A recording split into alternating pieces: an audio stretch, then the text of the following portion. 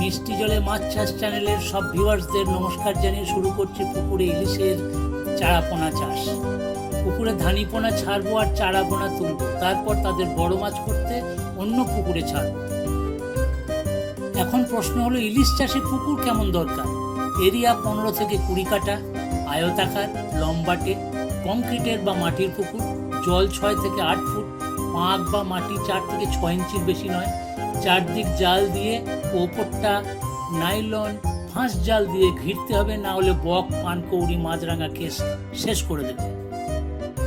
মাছ ছাড়ার আগে পুকুর শুকিয়ে 10 থেকে 15 দিন রোদ খাওয়াতে হবে। আন্ডারগ্রাউন্ড জল ভর্তি করে চুন দিতে হবে বিঘা প্রতি 10 কেজি। তার 7-8 দিন পর ইলিশের ধানিপোনা ছাড়া হবে। পুকুরে পাম্প বা প্যাডেল হুইল অ্যারেটার চালিয়ে জলের অক্সিজেন বাড়ানো হয় আর স্রোত সৃষ্টি করা হয়, বিশেষত ভোরের দিকে। এই গোলাকার এফআরপি ট্যাঙ্কে স্পন থেকে ধানিপোনা করা হয়।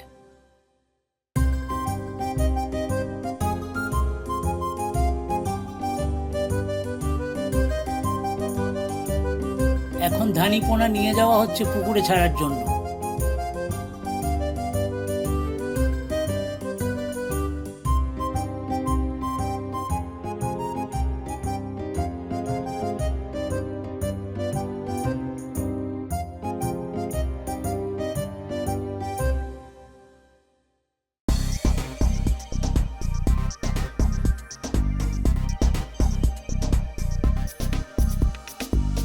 খাবারের খোঁজে পুকুরের সাইড দিয়ে দল বেঁধে পড়ে।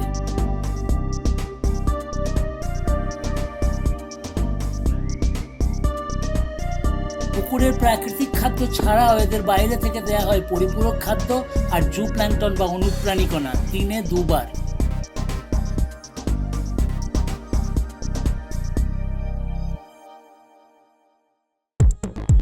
পরিপূরক খাদ্য দেবার নিয়ম হলো একই খাবার একই সময়ে একই জায়গায়। প্রথম কিছুদিন না খেলেও আস্তে আস্তে সব মাছই খাওয়া শুরু করে। খাবার দিতে হয় অল্প অল্প করে, অনেকক্ষণ ধরে, কারণ নিচে পড়ে গেলে তা খেতে পারে না। ICAR-CIF এর গবেষণায় দেখা গেছে বিঘা প্রতি 2 থেকে 4 হাজার ধানিপোনা 3 সেন্টিমিটার সাইজের ছাড়লে 3 মাসে 8 থেকে 10 সেন্টিমিটার সাইজের চারাপোনা পাওয়া যায়।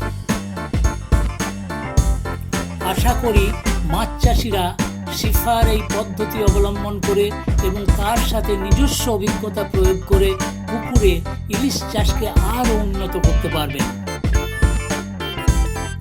কারণ চারাপোনার অভাব মেটাতে না পারলে মাছ চাষিরা নিজের পুকুরে বড় ইলিশ তৈরি কি করে করবেন? তাই আমার অনুরোধ, আপনারা শুরু করুন। আমার বিশ্বাস একদিন আপনার পুকুরের ইলিশই হবে বাঙালির পাতে ঘরোয়া ইলিশ।